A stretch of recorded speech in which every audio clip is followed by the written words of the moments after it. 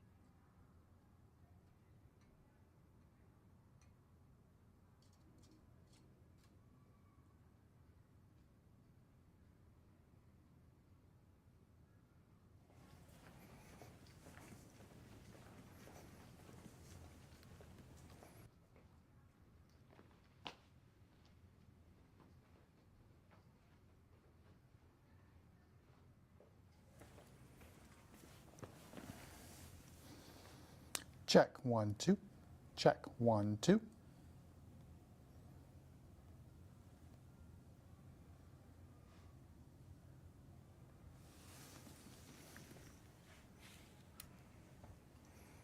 Check, 1, 2.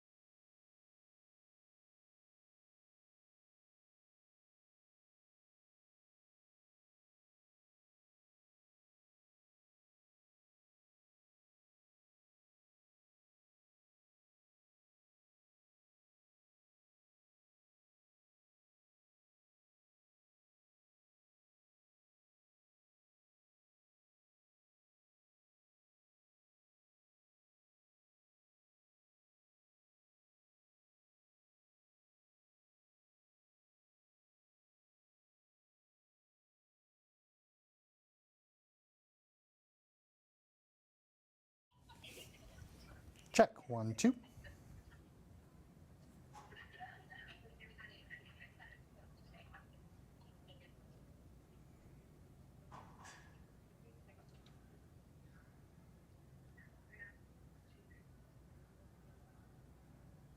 Anything?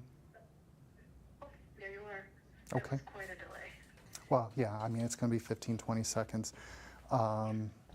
The other thing that I want to test is I'm now looking at the camera and I'm talking. Can you tell me if the words coming out of my mouth sync up with the camera?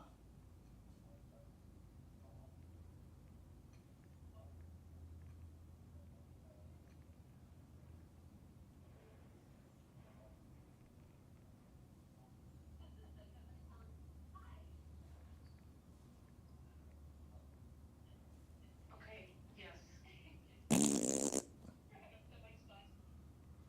Okay, that's good. See if there's anything else.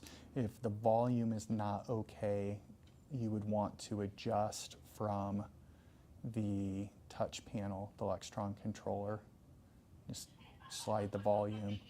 Oh, so I heard the delay.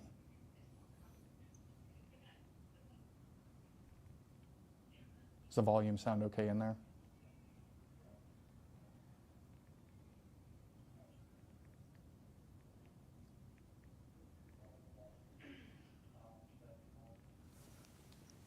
Okay, sorry, Kyle. I can hear you better.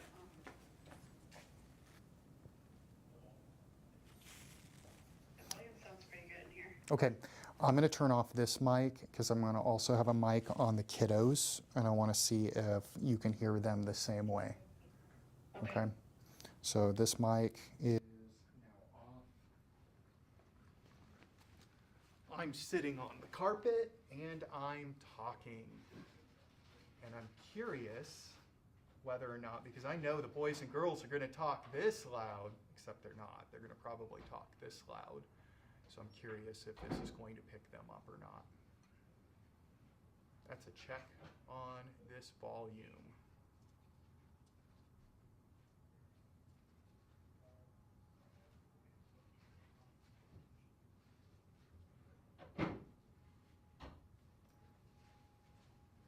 I think that's good. I can hear you pretty good Sounded good. when you're sitting. Yeah. How about in comparison to when I was on the other mic? Are they similar? It's not quite as loud. Okay. But it's pretty good. All right, sounds like a plan. We're gonna roll with it. Thanks for your help with that. I'm just gonna leave this running. Okay. I will. 1 o'clock's go time. Uh-huh. And if you're willing and able, if you can be there to kind of troubleshoot on that side, and then we can communicate via text. Yeah. Okay, I appreciate your help. Yeah, you're welcome. Thanks, bye. Bye.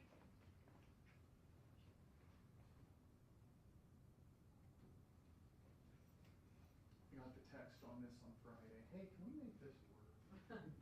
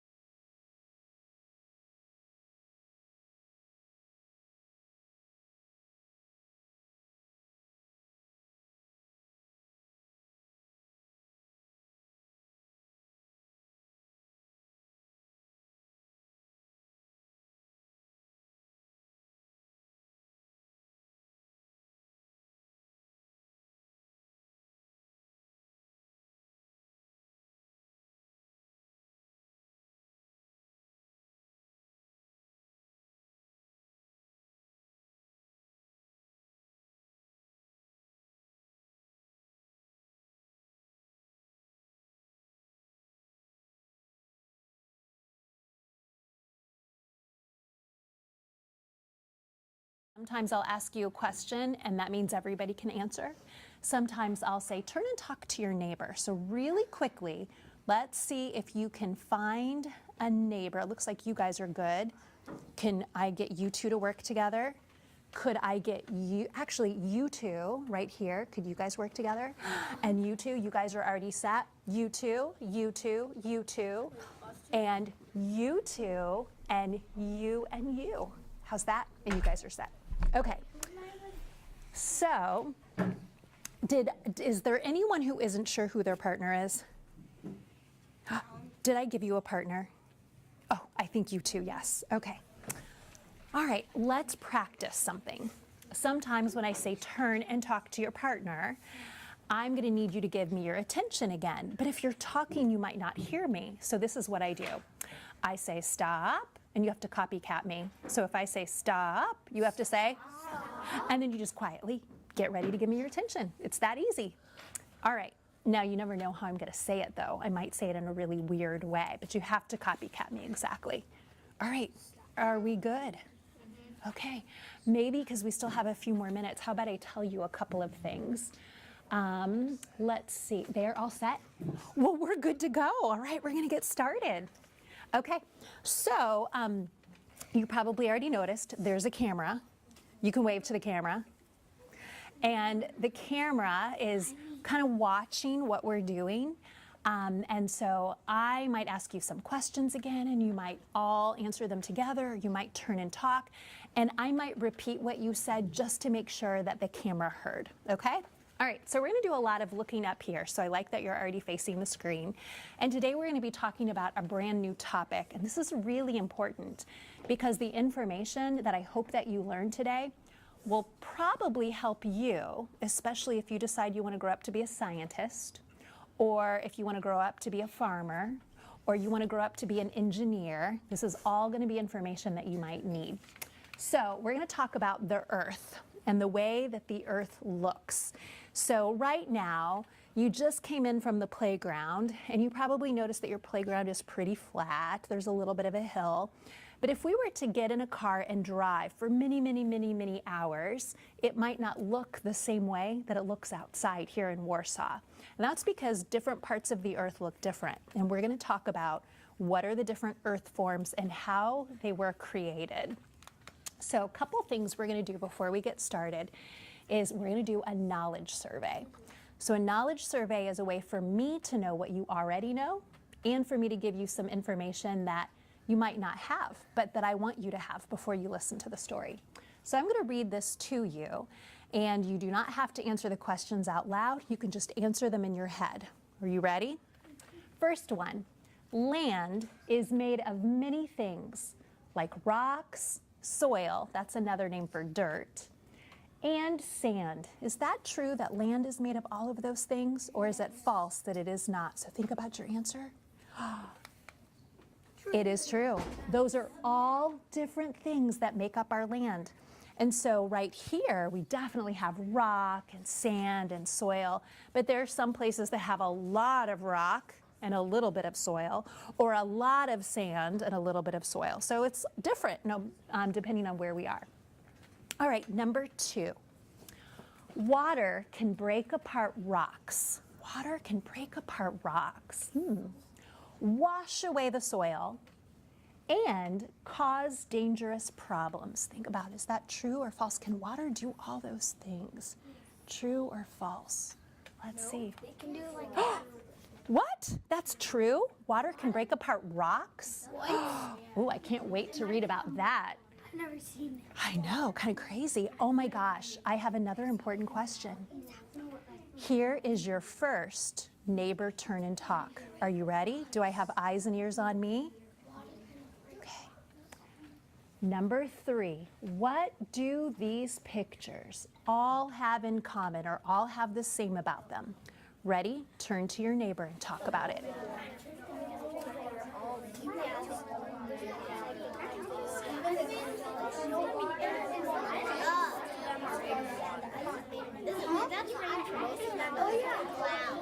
Stop.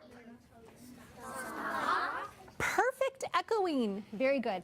All right, so now I'm going to give you all a chance to answer What do these pictures all have in common? They all have water. That is exactly right. Good job. And so I wasn't sure if you would notice. I gave you 2 trick ones, but you guys are much smarter than me. I wouldn't have known this if you showed me. This right here, these are clouds, and clouds are made up of water. And then the one at the very end, which are, what do we call those, everybody? Icicles. Icicles. So icicles or ice are also made of water. That's going to be important. We're going to talk about that. Nice. So a couple other things I want you to know before we read is I want you to know what different landforms are called. So we won't be talking about an island today, but an island is a piece of land that's kind of in the water, all surrounded. You can't get off the island unless you're willing to get in the water. And then we have a place right here that I'm not sure if that's a word that you've heard before, but it's called coastline. What is it called? Coastline. And a coastline is where the water meets the land. It's where they kind of touch each other. So you might have a coastline along an ocean where the beach is. You might even have a coastline that's like a mountain that just drops into the ocean. But a coastline is any place where water meets the land. I also want to talk a little bit about this other landform. This is a cliff. And if you look at the cliff, do you see how it's just like drops right off the edge? Yeah, that's a little different than a mountain. So today we're going to be talking about cliff sides a little bit too. You'll be learning more about different landforms, but those are the ones I want you to know for today's story. And then I have a new vocabulary word I want to teach you. And the word is sediment. What's the word? Sediment. Say it again. Sediment. Let's clap it out and see how many syllables. Sediment. Ooh, how many? 3. So that's a pretty big word. It's a very science-y word today. And sediment is a word we use to talk about things that are kind of like broken down from rocks and dirt. So I want you to look at all the different kinds of sediment. So sediment can be big, like it could be a big rock that broke into smaller rocks. But sediment can also be really small, like teeny tiny pieces of sand or even dirt. So sediment is what's left over after it broke down. And another picture I wanted to show you, might be hard to see here, but it looks like a tube, and that tube has a whole bunch of mud in it. Do you see that gooky mud? Yeah, so it reminded me of going creek stomping with my friends, and we find things like shells and kind of cool things that somebody left in the creek, and you pick it up, it has sediment on it, and your hands get dirty, right? So sediment can be sand, it can be dirt, it can be pieces of rock, but it's called what?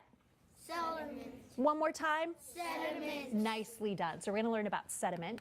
And then I have another word today that I want to teach you, the word erosion. What's the word? Erosion. Say it again. Erosion. Let's clap it out. Erosion. Ooh, that's another 3-syllable word. Let me tell you what erosion is. Do you see this picture of the field? And do you see in the field it looks like a dried up creek? Well, where you see empty space, where it's kind of dipped down, that shows us that erosion has happened. So erosion is when something gets broken down and carried away. So we're going to learn today about what causes erosion and what it really is. But I want you to know what that word, I want to make sure that's not the first time you hear it today when I'm reading. I have another picture of erosion to show you.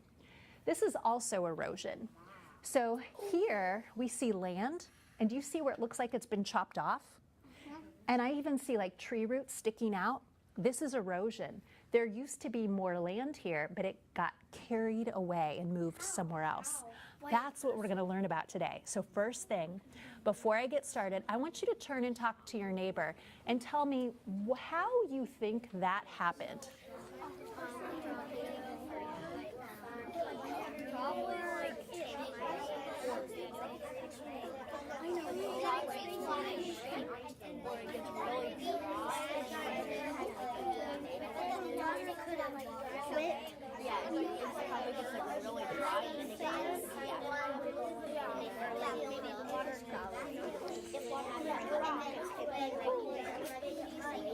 Stop.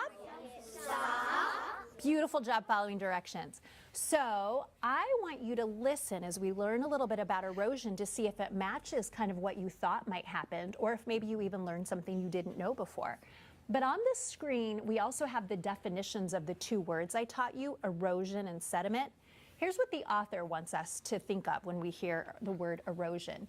It's movement. It's when something moved from one place to another, but not just any kind of movement. Like if I get up from this chair and I move to that chair, that is not erosion. Erosion is when only a certain kind of movement happens.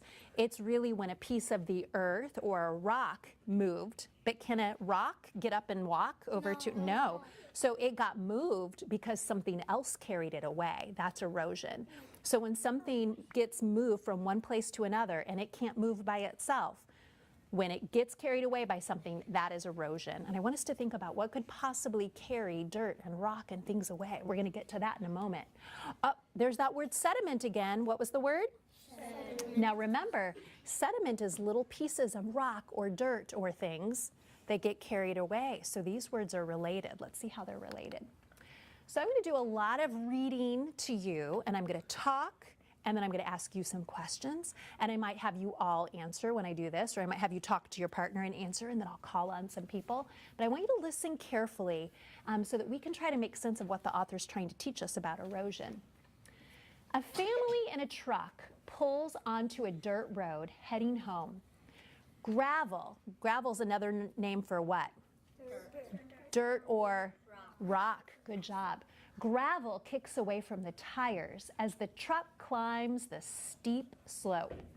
They arrive at their front yard and notice that rainwater has caused ruts to form in the earthen driveway. So like ruts are like if you've ever been on a country road before, a gravel road, and you might see where it looks like tires have gone and left spots, those dip down parts are called ruts. So they're trying to figure out, I wonder what happened there. These changes to the land are examples of erosion. Erosion is a process that carries sediment, there's that word again, or the pieces of dirt and rock that have been broken down over time away. So let's break that down. That was a lot of information in one sentence. And I'm afraid if we don't break it down, the sentence won't make sense. So erosion is a process. So erosion is something that happens. So erosion happens when sediment gets carried away. So I'm going to pretend that this is a big hillside like that cliff. And it's just sitting there, but something is going to cause the sediments to get carried away. And we haven't learned yet what that magic cause is going to be. But erosion is when it gets carried away. So erosion is a process that carries what away? Sediment. So the sediment is going to get carried away. Erosion is one of the processes that changes Earth continually.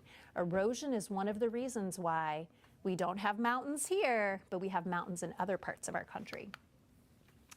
Slow erosion can be hazardous. Hazardous is another word for dangerous. So wait, let's think about that.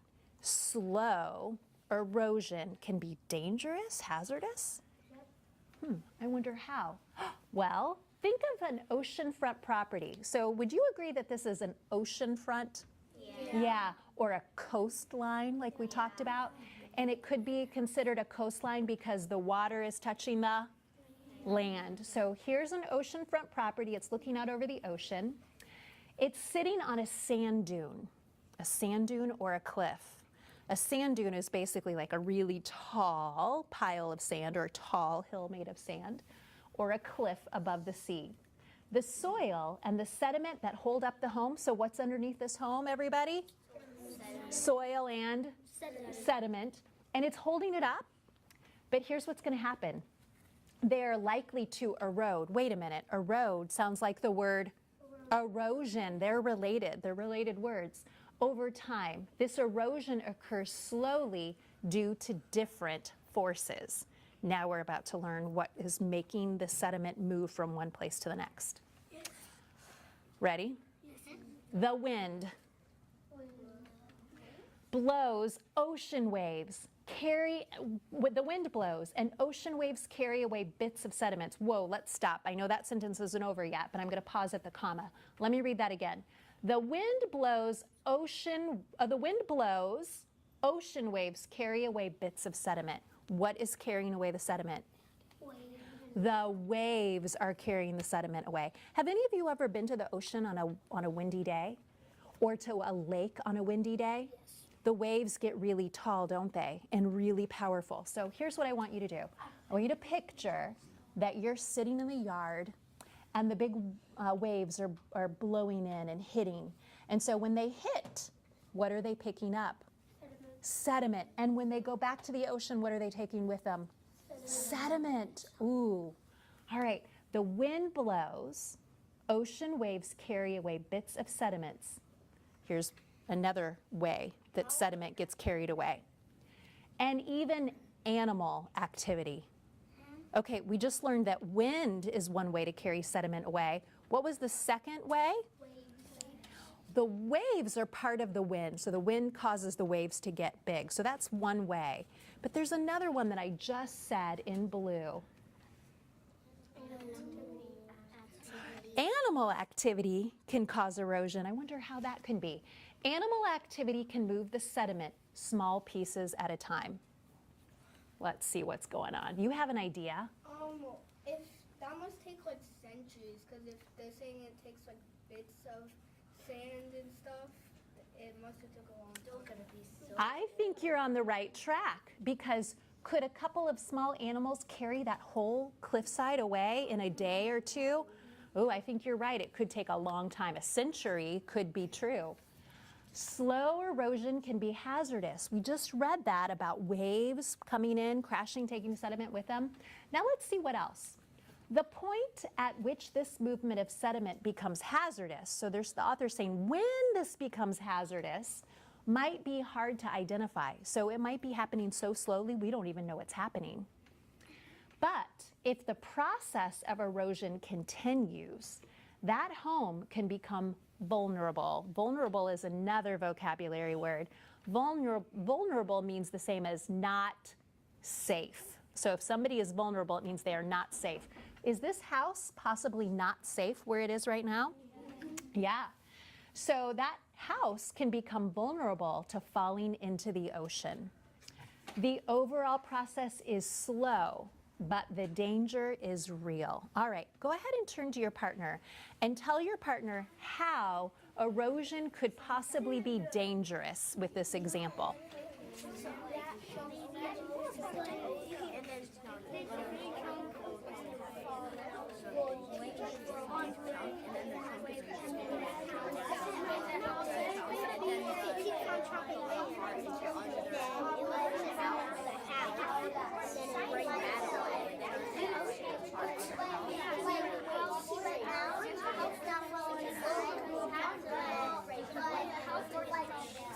All right, is that Turner in the back?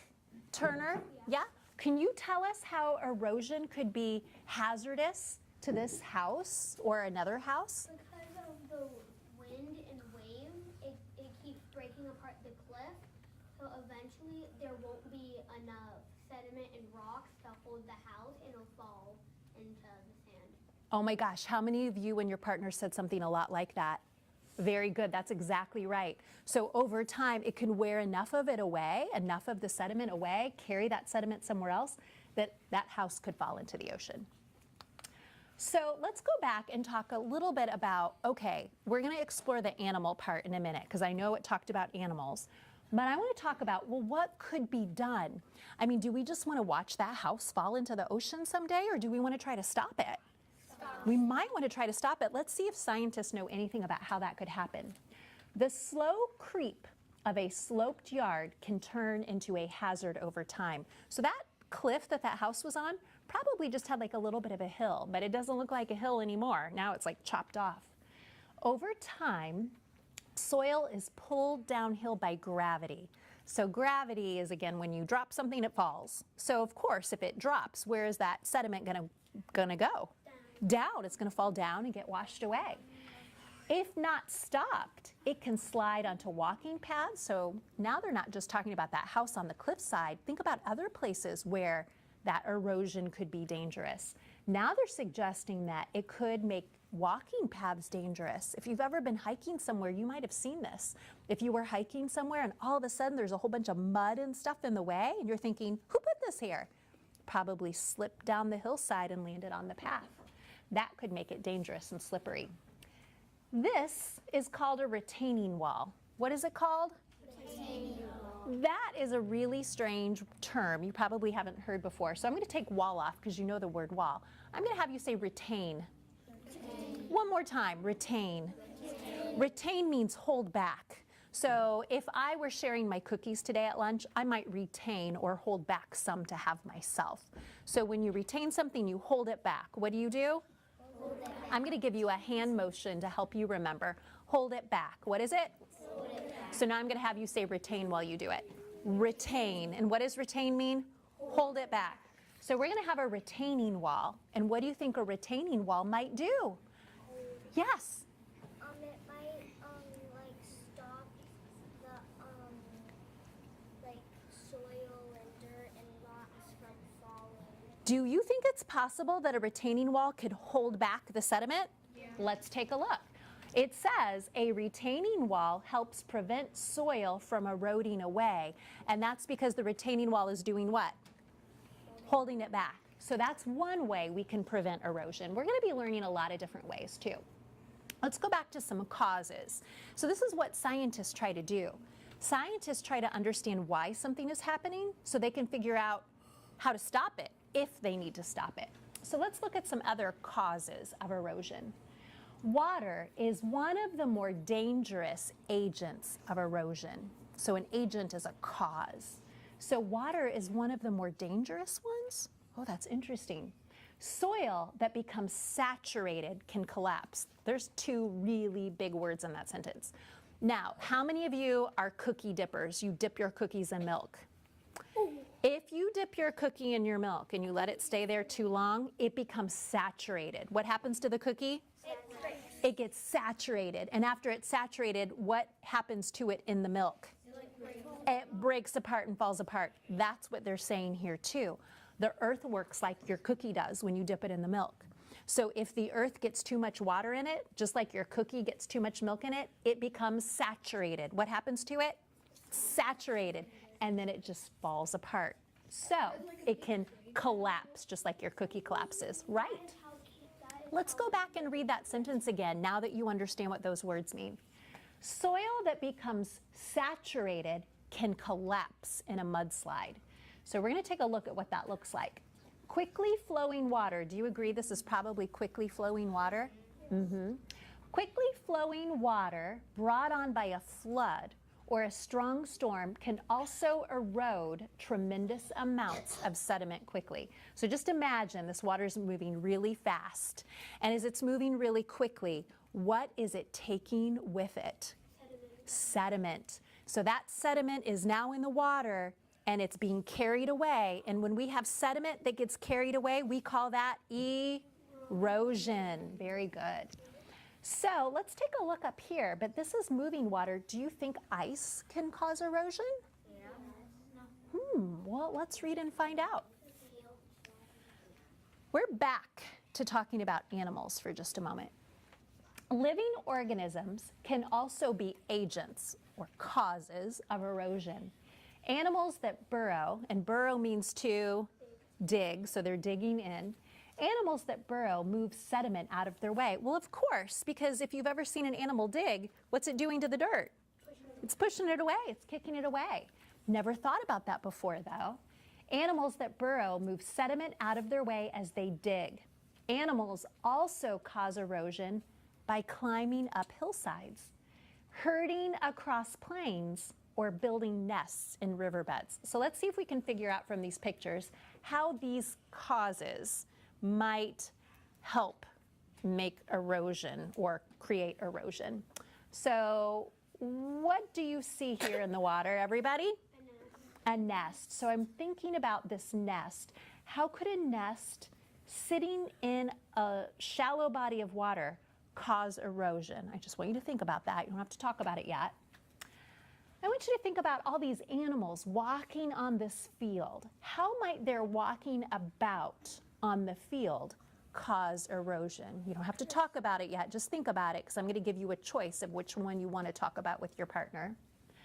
And then finally, how could a rabbit or another animal that buries down into the ground, how might it cause erosion? All right, think about the one you and your partner want to talk about, and you can each pick the same one, or you can each pick a different one and go.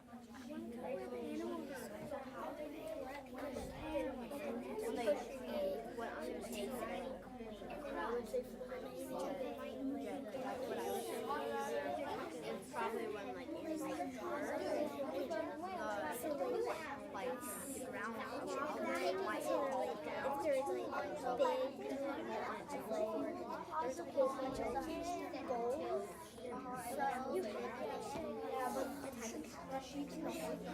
It just stomps across the ground like a big herd runs across. My kind of break the ground. Stop. Perfect. Okay, Charlotte, which one did you talk about? The bird. Can you tell us how a bird could cause erosion by building a nest? What were you thinking? Like it would take the wood and everything to make a nest, and then like some of it might get loose and float away in the water. Oh, that's a good thought. So maybe the stuff in the nest gets loose, and when it floats away in the water, maybe then it like bumps into stuff and it could take it. Ooh, I hadn't thought about that. Did anyone else talk about the nest and how the bird building a nest could cause erosion? Here's something you'll be learning about in a couple of days. So with this nest, that water can't go that way anymore. Now it has to go around the nest. And sometimes, and this happens when a tree falls in a creek or a river, the water has to go around it. And when the water goes around it, it might speed up. And when it speeds up, it might bump into the bank or the side and carry that dirt away. It's crazy how sometimes, if you've ever seen a little stream or a little river that curves like that, that's why it curves. At some point, something fell and the water had to move around it, and it created a new path. It eroded away some sediment. All right, I'm looking for someone who talked about the herd. Xander? Like they're so heavy that when they step, it moves all this dust and dirt around. Good thought, because when they're moving around, what's sticking to the bottoms of their hooves and feet? The dirt. And so do you think it just falls off, or does it might get carried away with them?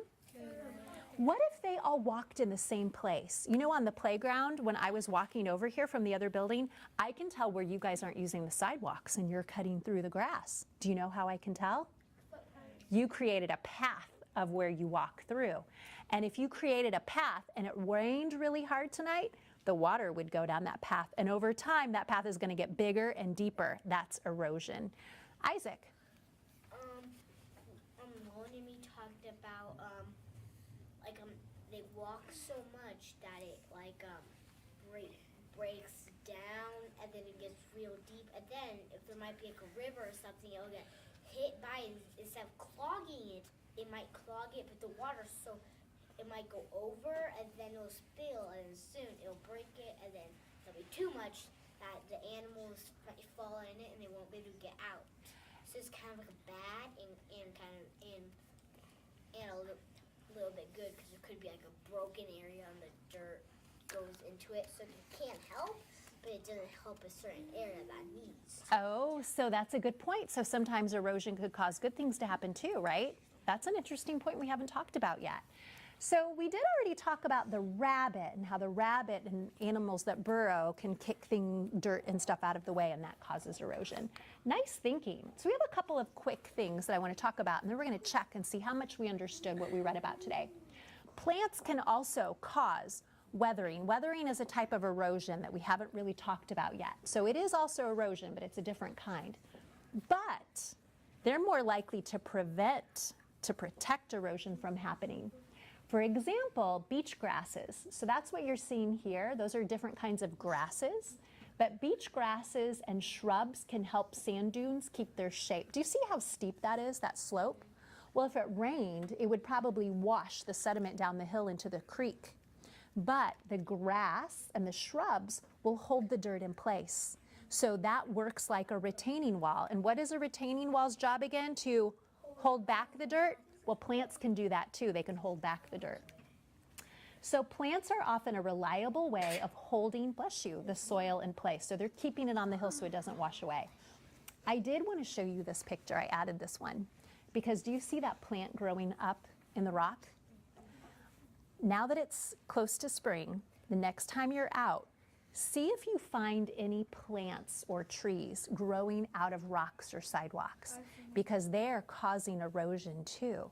They're going to break apart the rock, which we'll talk about that too.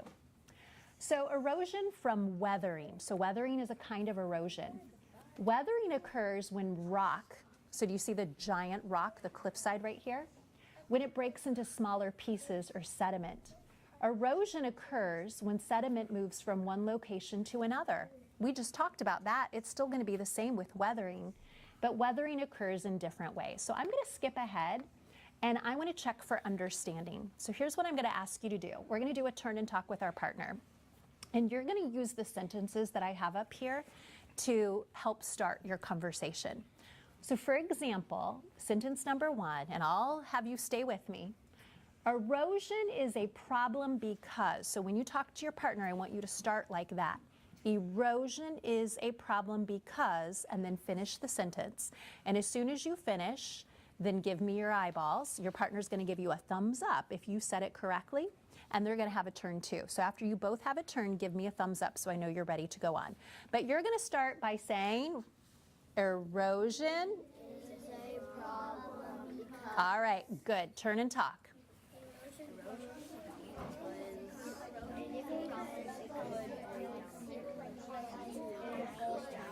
No, you have to say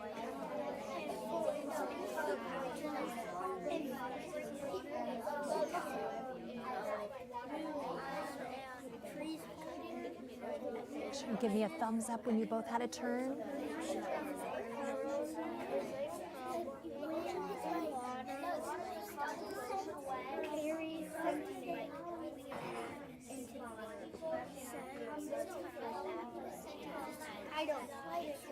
Stop.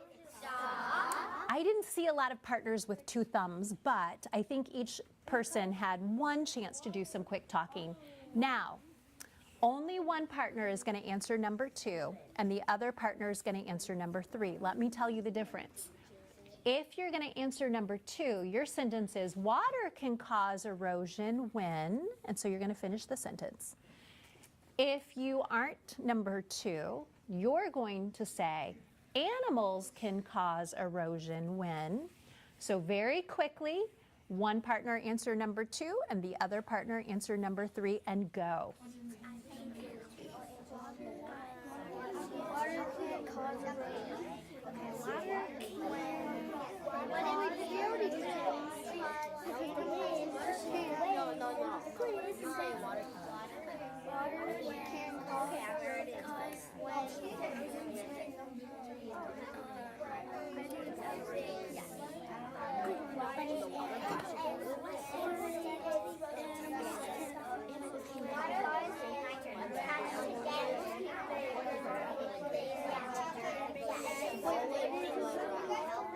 No, it's not water.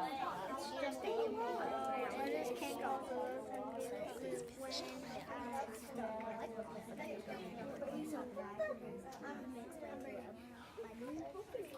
I think both partners got a turn. I see lots of thumbs up. Okay, now we're going to go quickly to do number 4. One idea I have to stop erosion is you're going to share an idea with your partner. Ready and go.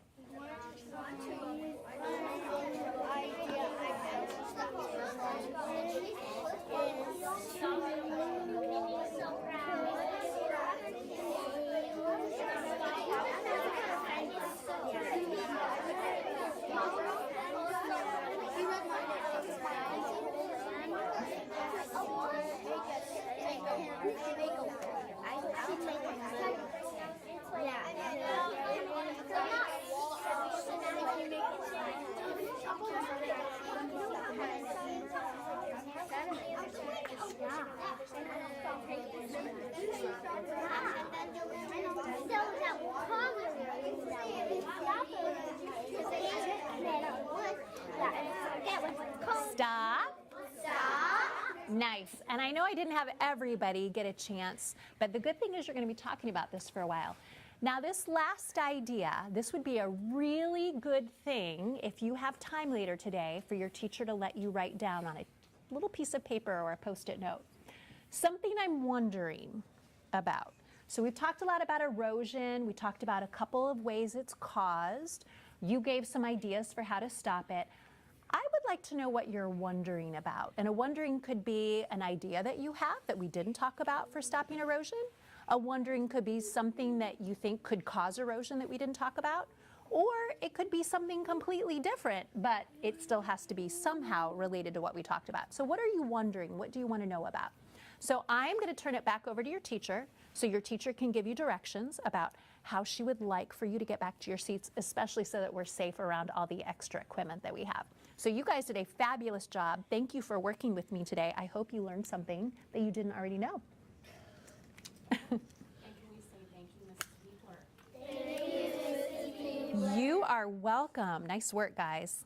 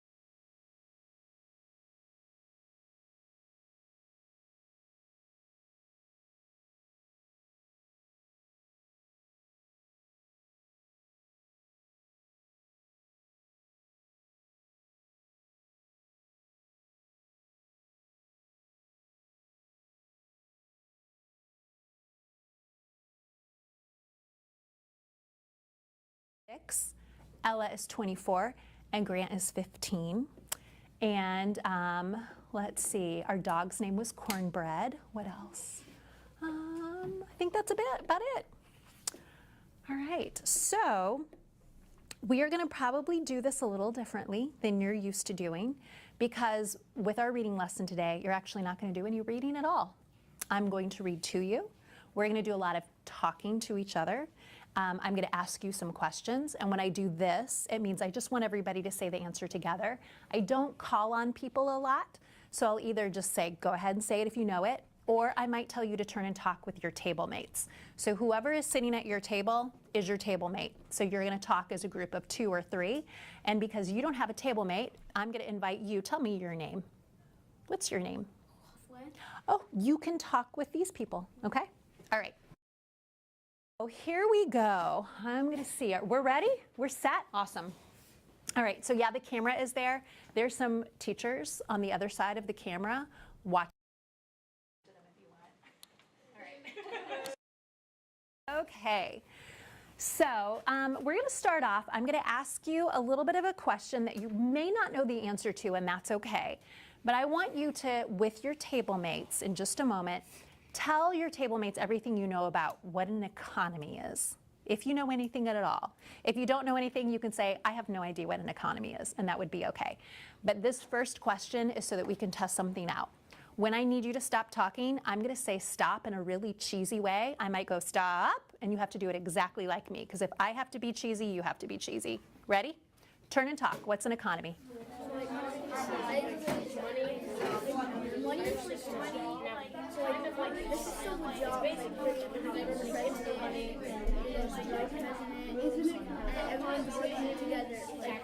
Stop, stop, stop. Perfect. Except I don't think the back of our room heard us. Stop, stop, stop. Stop, stop, stop. Beautiful. Nicely done. All right. I want to teach you a couple of vocabulary words before we get in. I'm not going to ask you for the answer because it's not very fair for me to ask you to answer a question that I haven't taught you the answer to yet. So by the time we're done, we'll hopefully be able to explain what an economy is. So let's talk about some of these words. An economy is the way, or I think of a system, that a group of people, it might be a country, it might just be a large group of people, it's the way that they decide and manage their money. So it's kind of like we all had to come up with some rules to figure out how are we going to manage our money for this reason, to buy what we need to buy and to sell what we need to sell. So we have to have a way, a system of buying and selling things. So how many of you play sports? Okay, so it's a lot like this. When you play a sport, do you have rules that you all have to agree to? Do you have to agree to how you're going to count points and how much different points are worth? You do. That really is like an economy too, but it's an economy for playing a game. We're talking about an economy for buying and selling things. So that's an economy.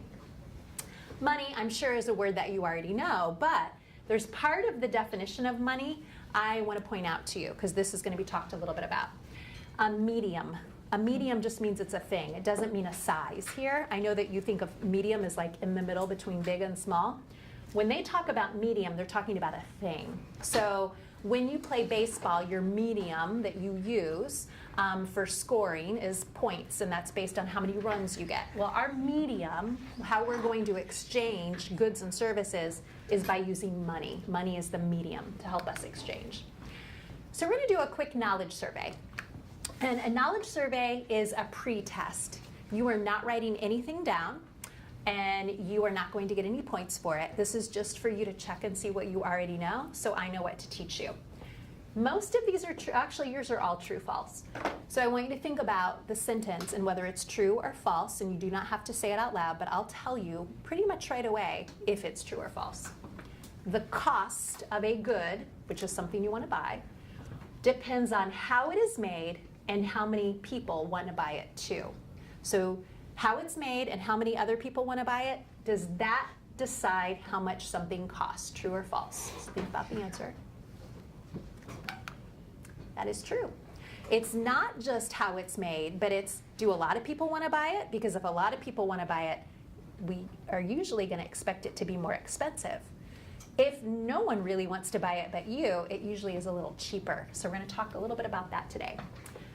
Number 2, people used to trade or exchange beads and shells to buy things instead of using money. True or false? Did they used to buy things with beads and shells? Crazy, that's true. I don't think if I wanted to sell my car, I would want you to give me a lot of beads and shells. So there were all kinds of ways that people used to use things to trade for each other, and we'll explore why that happened.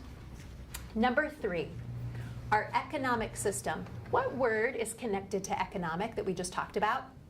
Economy. Economy. So economy and economic system allows us to buy, save, or even borrow money. Is that true or false? Those are all things we can do because we all agreed on the rules for buying and selling. So we can buy things, we can agree of how we're going to exchange money, we can sell things to each other, but also we can save and keep things. And I can even go to a bank and say, I need to buy a car, but I don't have enough money. Can I borrow? We wouldn't be able to do any of those things without a system where we all agreed on the rules. And then finally, a consumer is a person who buys a good or a service. Is that true or false? Yep. So I want you to quickly turn to your neighbor and tell your neighbor something that you have bought before, but I want you to use the word consumer. So I am a consumer of, and then finish the sentence, and go.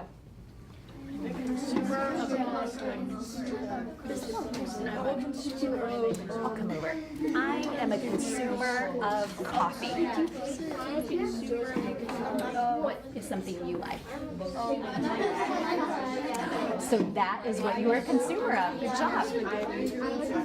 And stop.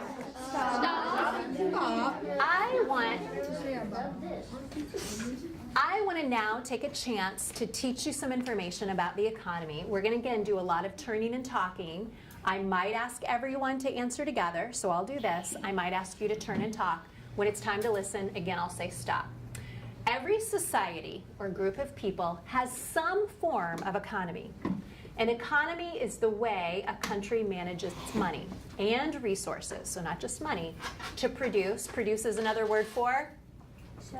Make, or sell. To produce, buy, and sell goods and services. So a producer makes it, a consumer buys it. Some countries, like the United States, have market economies. So we have a market economy. What kind of economy do we have? Market economy. Say it one more time. What kind? Market economy. Because there are more than market economies, there are other kinds. But it's important for us to know that we have a market economy.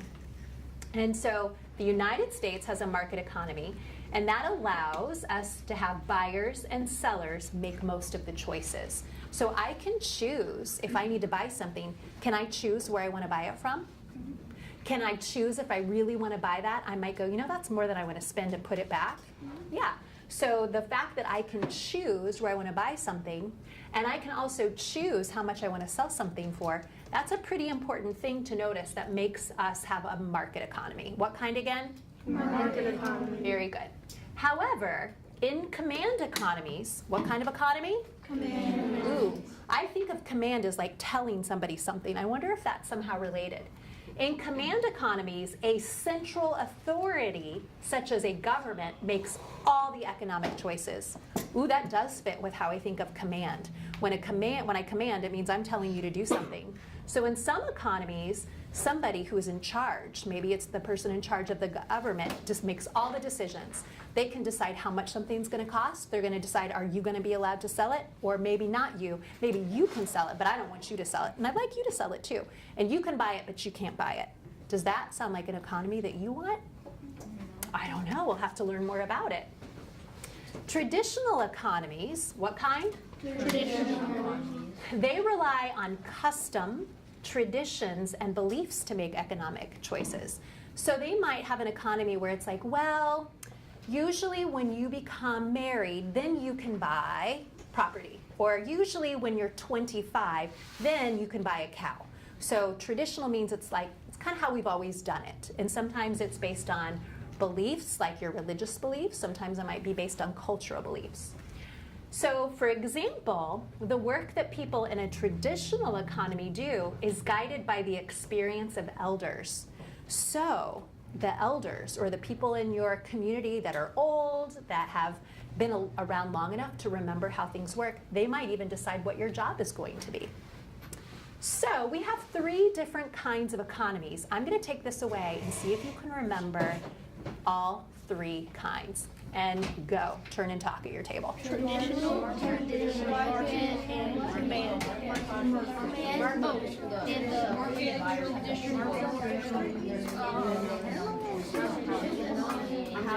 Market, traditional, and Stop. Stop. So we are going to talk a lot about market economy, but first I'm going to present something for you to ponder and talk about at your table.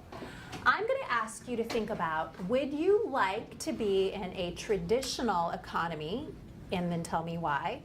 Would you like to be in a command economy, and tell me why? Or are you happy in a market economy, and tell me why? Except you're not going to tell me why, you're going to tell your table mates why. So pick the kind of economy that you feel like you would like, but then give an explanation why. And go. I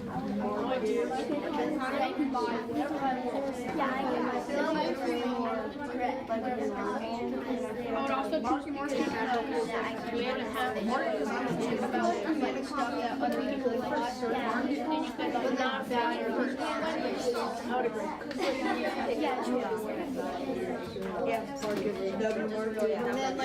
About 10 more seconds. Everyone can get whatever they want. Everything is Okay, I'll let you decide because I didn't do very well. And stop. Stop. All right, so I'm not going to have you report that out, but I want you to think about it because I might ask you that question again later. So as much as, if I want you to remember something, I usually ask you or tell you a little bit about it over and over again. All right, so let's move on and learn a little bit more about the market economy. But first, the purpose of an economy is to help supply, so provide, or deliver to people their needs and their wants. So let's just be really clear about some of the things that we buy are not always things that we need. Sometimes there are things that we want. So we have a little list here of needs and wants. And again, I want you to think about buying them or providing them as a service. So you might be the producer of these things, or you might perhaps be the consumer of these things, the person that buys them. And what makes a need and what makes a want a want. So a need is any item required for a person's survival, while a want is something that a person might want to have, but is not necessary for survival. Now, I would say there are a couple of things on these lists that I might put on the other list. So it's kind of interesting. If I go down the needs column, one of the things that I see need is insurance. I wonder how many people would think it's a need and how many people think it's a want. Could be a couple different things that you might have a different opinion on.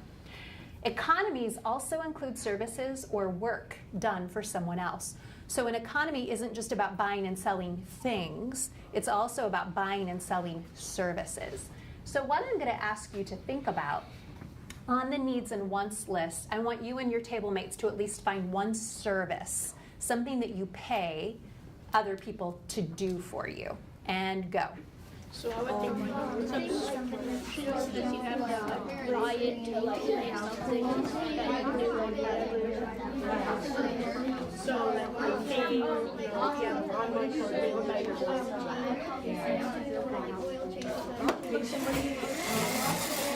And stop. Stop. I'm going to throw my hand out and you can all at the same time say a service that you came up with. Ready and go. Whoa, I heard everything from construction to like beauty to like doctor medical services. Nicely done. All right. So now let's talk a little bit about some vocabulary words. So you'll see that there are 2 words that are highlighted. What are those words? Yep, R is highlighted twice. And I just want to show you before I read this to you that often authors will teach us the vocabulary words and they'll tell us what they mean, and we don't even realize they told us what they mean. So when I get to those, they're highlighted to remind me to explain that. People buy goods and services in a market, which is any place. So they don't always mean a market has to be a market like a grocery store. But a market, which is any place where people or groups engage, that means they go back and forth, in financial transactions.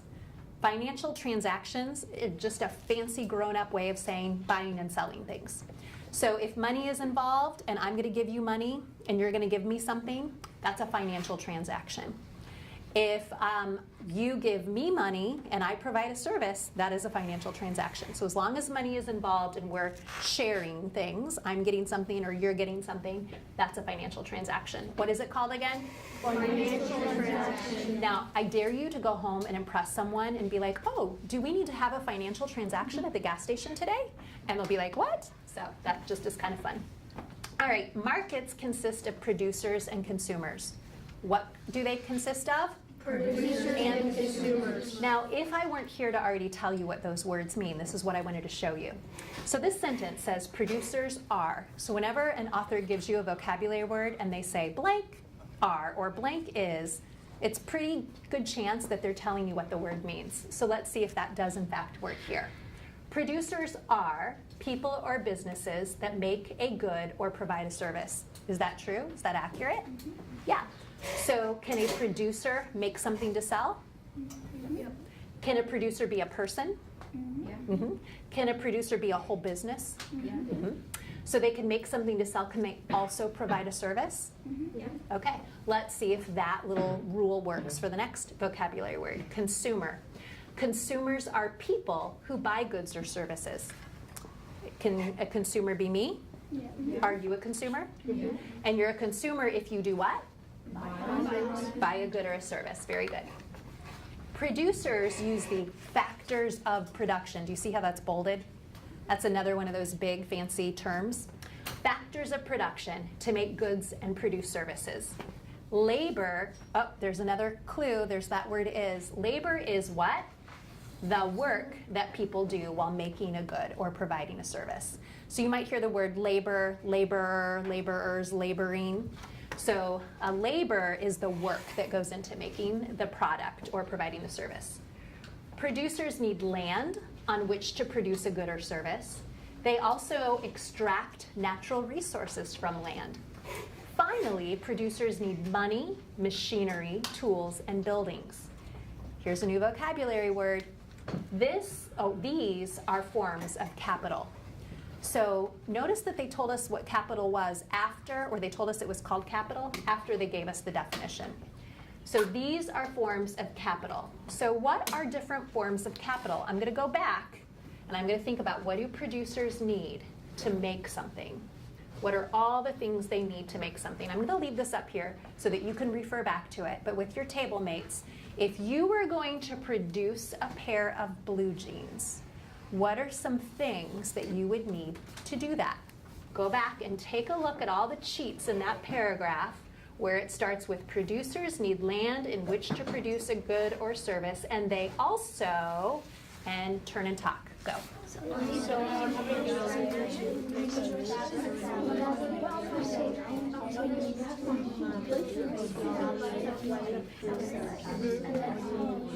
also need money to buy fabric.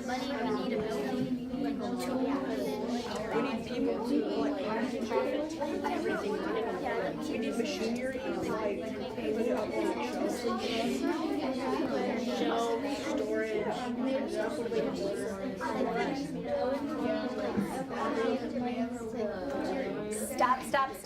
Stop. All right, so I was listening in on your conversations, and I heard all kinds of things about what kind of capital you would need to produce jeans. So let's check. So producers, and these are some examples, if you were going to make jeans, need land to grow the cotton. Now, if you're going to make the blue jeans, do you also have to be the farmer that grows the cotton? No, but do you know how to get the cotton? You'll need to know how to get the cotton if you're not growing it. Producers need land to grow the cotton used to make denim. Denim is the name of the fabric that you make jeans from. And to build the factory in which the jeans are made. The people who sew different pieces of denim together are the labor. So let's take a look. So guess what that top picture is? That's cotton. It's considered a natural resource because we can't go in a factory and make it. we have to actually grow it. So again, very few people who make blue jeans are also going to farm the cotton. So we have to at least know how we're going to get the cotton. And sometimes you will build your own factory, but most of the time you might go pay for a space in somebody else's factory. That's capital. Those are all the resources that you need. The capital is the factory building, the tools used to farm the land, and the money used to construct the building and buy the tools. So capital is the word that we use to list all the things. Now, if you are making cookies, are you going to have the same capital as a person who makes blue jeans? Will there be some things that are the same? Yeah, probably labor and your factory or your store, but you would probably have different capital. Does someone who makes cookies need cotton? No. And does someone who's making blue jeans need flour and sugar and eggs? No, probably not. So capital will change depending on the good and service. So again, what forms of capital do producers need to provide goods and services? And we talked about that already. So with your partner, I'm going to ask you to check. Thumbs up if you said land when you were talking about making blue jeans. Okay, or natural resources like cotton to make the fabric. Did you talk about labor, the people who will actually help make the jeans?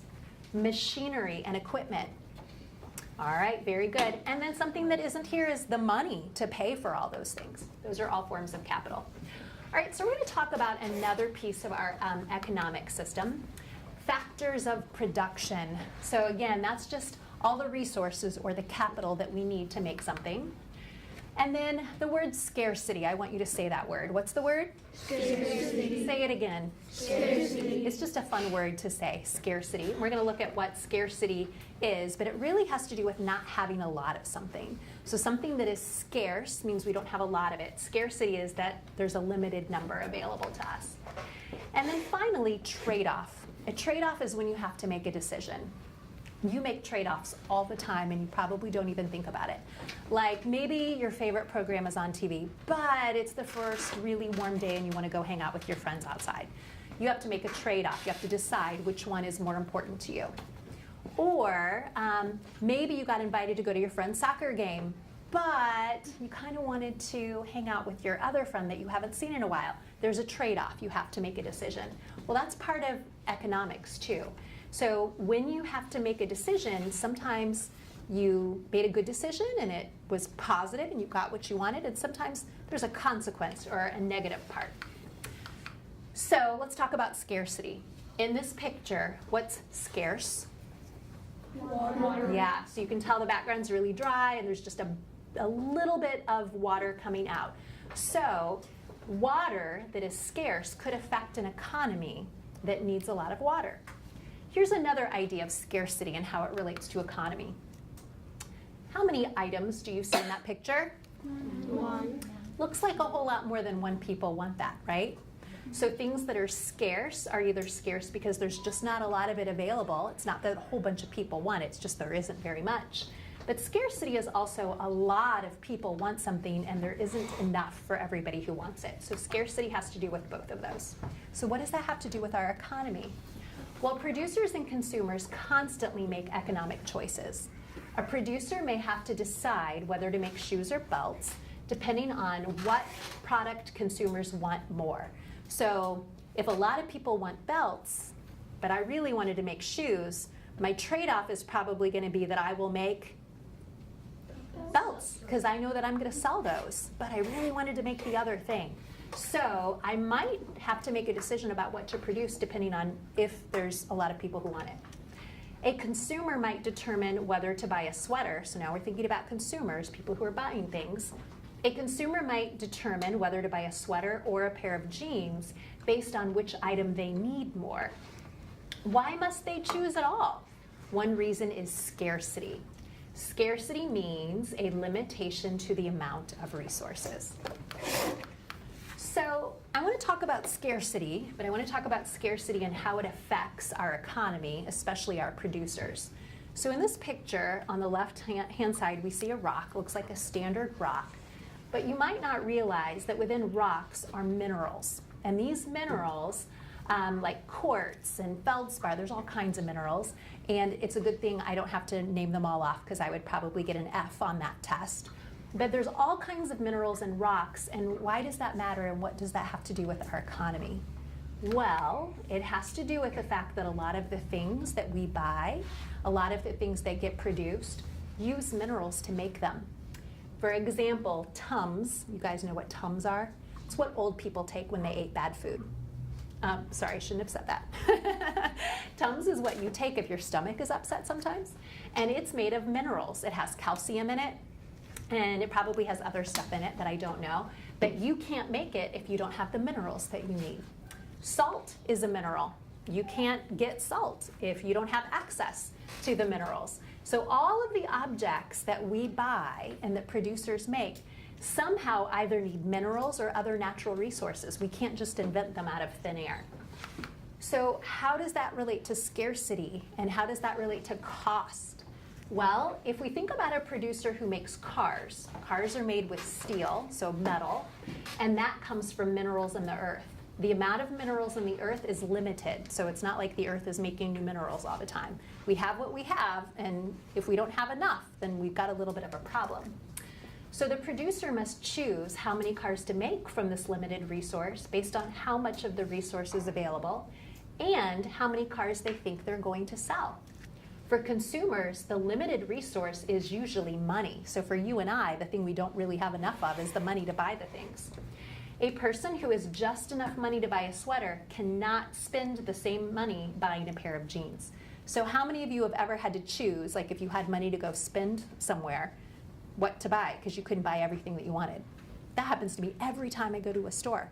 So you have to choose based on what you have.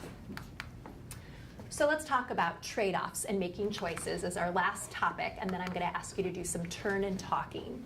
So obviously, we have two choices here. It looks like an apple and a donut.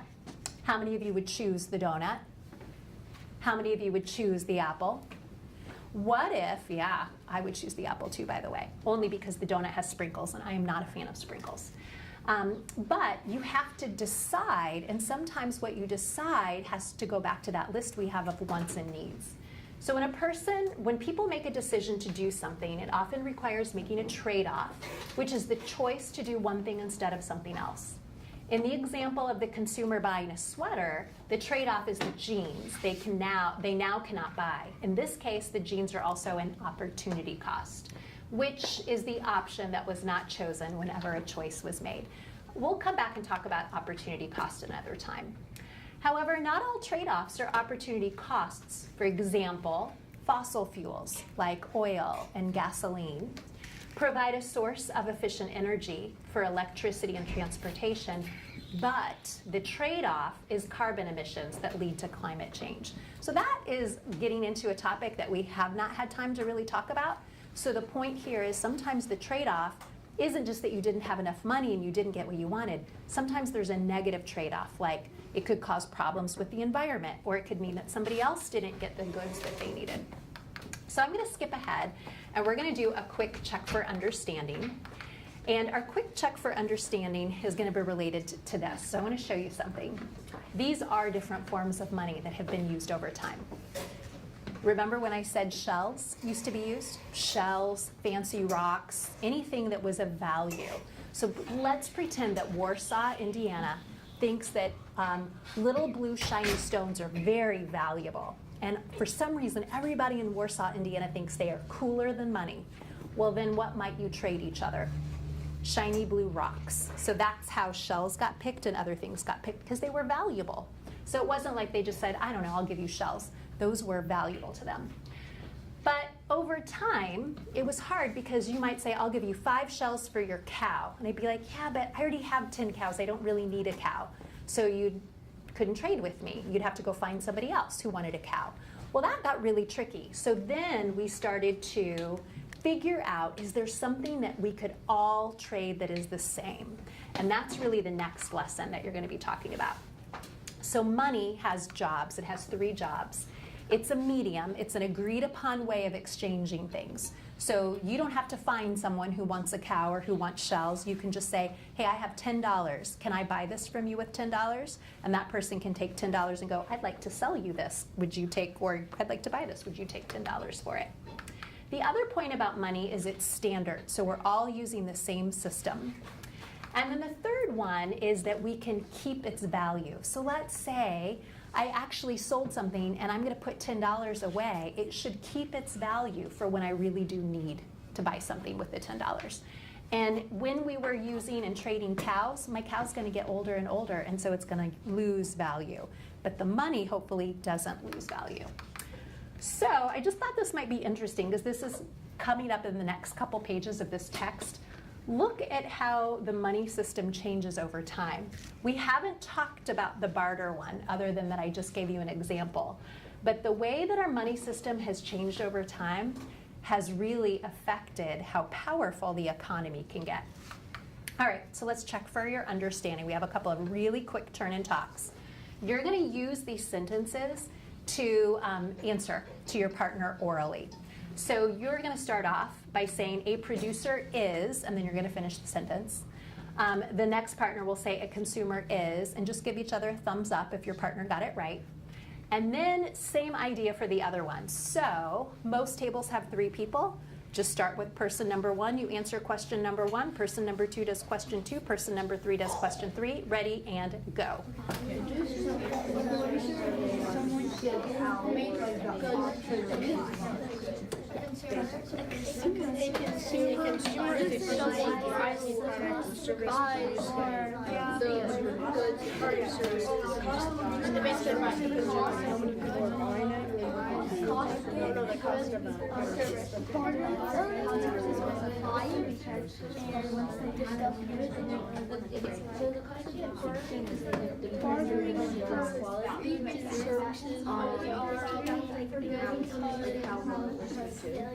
Five more seconds.